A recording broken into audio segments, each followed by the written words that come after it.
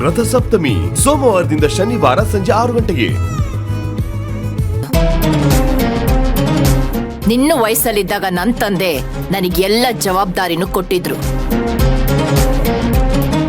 ಅದನ್ನ ಹ್ಯಾಂಡಲ್ ಮಾಡಿದ್ದಕ್ಕೆ ಈಗ ಇಷ್ಟೊಂದು ದೊಡ್ಡ ಸಾಮ್ರಾಜ್ಯ ಕಟ್ಟಿದ್ದು.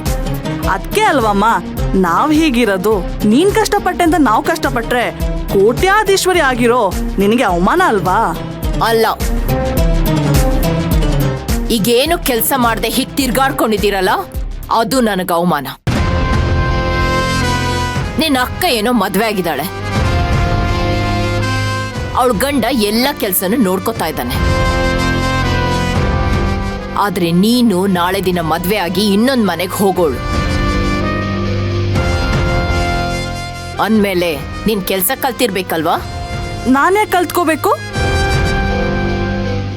ಅಕ್ಕನ್ ಸಿಕ್ಕಿರೋ ಹಾಗೇನೆ ಮನೇಲಿರೋ ಹಳ್ಳಿಯನ್ ನೋಡಿ ಮದ್ವೆ ಆದ್ರೆ ನಾನ್ಯಾಕೆ ಅವ್ರ ಮನೆಗೆ ಹೋಗ್ಬೇಕು? ನಾನು ಅಕ್ಕನ ಪಕ್ಕ ಕೂತ್ಕೊಂಡು ಜಾಲಿ ಮಾಡ್ತೀನಿ. ಏಯ್, ಬಾಯಿ ಮುಚ್ಕೊಂಡು ಕೂತ್ಕೋ. ಹೀಗೆಲ್ಲ ಮಾತಾಡಿ ಮಾಮ್ ಕೋಪ ಜಾಸ್ತಿ ಮಾಡ್ಬೇಡ.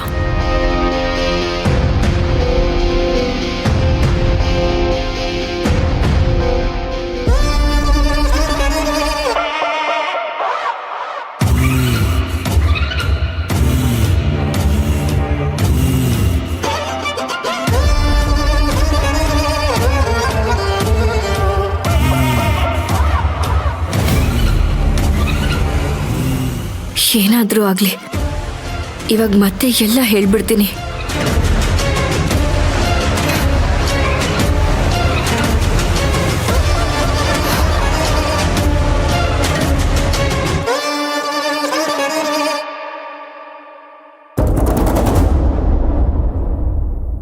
ಅಮ್ಮವ್ರೆ, ಕಾಫಿ.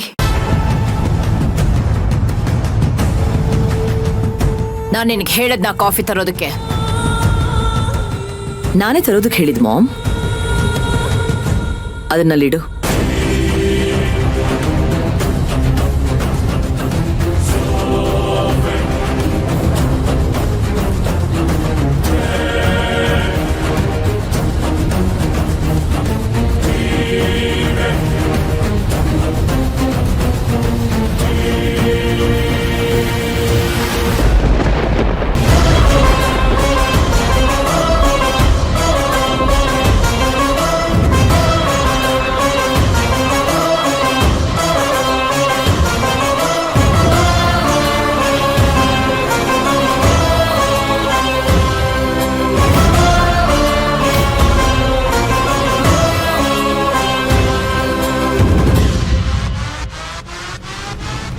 ಏಯ್, ಏನೇ ಮಾಡ್ಬಿಟ್ಟೆ ನೀನು? ನಿನಗೇನ್ ಕಾಣಿಸಲ್ವಾ? ಏಯ್, ಡಾಕ್ಯುಮೆಂಟ್ಸ್ ಮೇಲೆಲ್ಲ ಕಾಫಿ ಚೆಲ್ಲಿದೆಯಲ್ಲ, ನಿನ್ಗೆ ಬುದ್ಧಿ ಇದೆಯಾ ಇಲ್ವೋ? ನಾಳೆ ಒಂದು ಡೀಲ್ ಇತ್ತು, ಅದಕ್ಕೋಸ್ಕರ ಎಲ್ಲ ರೆಡಿ ಮಾಡಿಟ್ಟಿದೆ. ಅದಕ್ಕೊಂದು ಸೈನ್ ಮಾಡಿದ್ರೆ ಎಲ್ಲ ಕಂಪ್ಲೀಟ್ ಆಗಿರೋದು. ಅಷ್ಟು ಬೇಗ ಎಲ್ಲ ಹಾಳು ಮಾಡ್ಬಿಟ್ಟಿಯಲ್ಲ.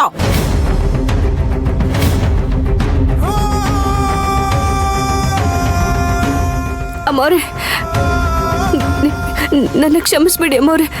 ನನಗೆ ಗೊತ್ತಿಲ್ಲದೆ ಅದು ಬೇಕು ಅಂತ ಮಾಡಿದ್ದಲ್ಲ. ಗೊತ್ತಿಲ್ಲದೆ ಆಗಿರೋದಲ್ಲ, ನಿನಗೆ ಗೊತ್ತಿದೆ ಹೇಗೆ ಮಾಡಿರೋದು. ನಿನ್ನಂತ ಬೀದಿ ಬಿಕಾರಿಗಿದ್ರ ಬೆಲೆ ಏನ್ ಗೊತ್ತಿರುತ್ತೆ?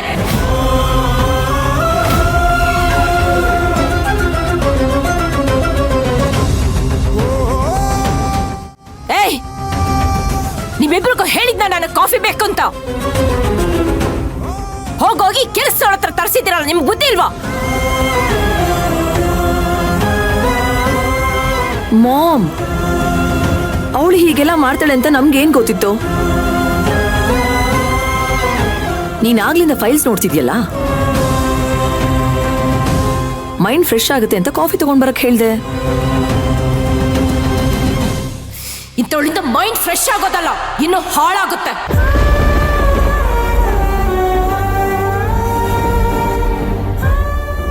ಇವಳನ್ನ ನೋಡ್ತಾ ಇದ್ರೆ ನನ್ನ ಮೈ ಎಲ್ಲ ಉರಿಯುತ್ತೆ. ಮೊದಲು ಇವಳನ್ನ ಇಲ್ಲಿಂದ ಕಳ್ಸು.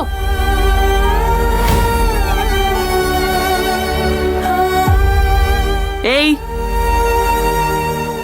ಅಮ್ಮ ಹೇಳಿದ್ ಕೇಳಿಸ್ಲಿಲ್ವಾ? ಹೋಗಿಲ್ಲಿಂದ. ಅಮ್ಮವ್ರೆ, ದಯವಿಟ್ಟು ಕ್ಷಮಿಸ್ಬಿಡಿ ಅಮ್ಮವ್ರೆ. ನಾನು ಬೇಕು ಅಂತ ಮಾಡಲಿಲ್ಲ. ಮಾತಾಡ್ಬೇಡ. ಮತ್ತೆ ಮಾತಾಡ್ತಾ ಇದ್ರೆ ನಾನು ಏನ್ ಮಾಡ್ತೀರೋ ನನಗೆ ಗೊತ್ತಿಲ್ಲ.